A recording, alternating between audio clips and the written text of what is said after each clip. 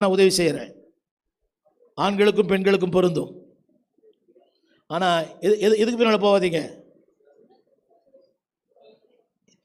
இவனுக்கு என்ன தெரியல, நிர்வாணியும் தெரியல, அழைப்பு தெரியல, குடும்பம் தெரியல, வீடு தெரியல, சாப்பாடு தெரியல, ஒன்றுமே தெரியல. இதுதான் தெரியுது அவனுக்கு.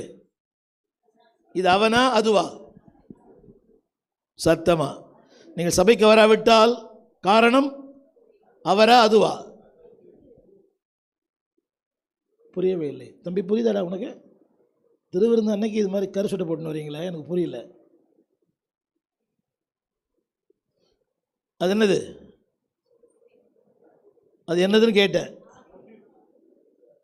உண்மைதான். இப்போ வசனம் போட்டாங்கல்ல, அதாவது உன்னால போட்டாங்க டெலூஷன். டெலூஷன் அது போடுங்க. டெலூஷன் தவறான நம்பிக்கை, தவறான புரிதல். என்னங்க? ஹலோ, இங்கே பார்க்கணும் ஸ்க்ரீனில். தவறான நம்பிக்கை. என்னன்னா போகல, என்னன்னா போகல. கல்யாண வீட்டுக்கு போகும்போது அதுக்கு ஒரு ட்ரெஸ் இருக்குது, ஆனால் சபைக்கு வரும்போது அதுக்கு ஒரு ட்ரெஸ் இருக்கணும். ஆமேன். சில பேர் நான் அந்த உடையில் பார்த்ததே இல்லை இது வரைக்கும். எனக்கு அந்த பாக்கியமே இல்லை. இனிமேலாக பார்க்க போயிருக்கிற பாக்கியம் எனக்கு உண்டாகட்டும். புரிந்தால் சரி. என்ன பாஸ்டர் என்னென்னோ சொல்லியிருக்கிறேன் காலையில். சொல்லுங்க, என்ன என்ன மயக்கம் இது? எந்த இது ஆவியால் மயங்கினாங்கன்னு சொல்லி அப்போஸ்தலர் நடபடியில் போட்டிருக்குது. அவர் எப்படி இருக்கிறார்கள்? மதுபான ஆவியிலே மயங்கி இருக்கிறாங்க. ஆனால் இந்த ஆள் எப்படி மயங்கி இருக்கிறான்? அவனை கேட்டால் என்ன சொல்லுவான் தெரியுமா? நல்லா தான் இருக்கிறேன்னு சொல்லுவான். அவன் நம்மளே பேயின்னுவான். அவங்ககிட்ட போய் டேய் நீ பேய்டான்னா என்ன சொல்லுவான்? நீ தான் பேயின்னுவான். இதனால் இது புரியுதுன்னு தெரியல. ஏமா சபைக்கு வரல?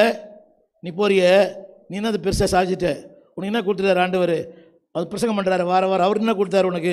அவரும் தரமாட்டார், எவரும் தரமாட்டார், அவர் தருவார். அவன் சொல்ல என்ன என்ன என்னது தவறான? திரும்ப சொல்கிறேன், அவன் ஜெபம் பண்ணானே, அவர் ஏற்றுக்கலையே. அவர் வேண்டிக் கொண்டா, உம்மோடு இருக்கும்படி வேண்டிக் கொண்டான். அவரோ அதை தள்ளிட்டு போயிட்டார். ஆனால் அவனுக்கு ஒன்று தெரியும், அவருடைய தள்ளுதல் கூட எனக்கு நல்லது தான்.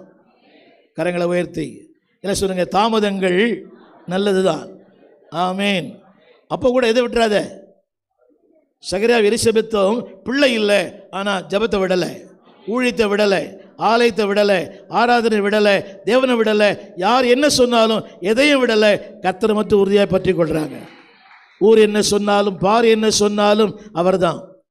நான் ஒரு திருமணத்துக்கு போயிருந்தேன் சமீபத்தில். அந்த திருமணத்தில் ஒரு ஊழியக்காரர் ஜெபம் பண்ண சொன்னேன். எனக்கு தெரியாது, நிறைய ஊழியக்காரர்கள். அது ஒரு ஊழியருடைய குடும்பம், ஏகப்பட்ட ஊழியக்காரர்கள்.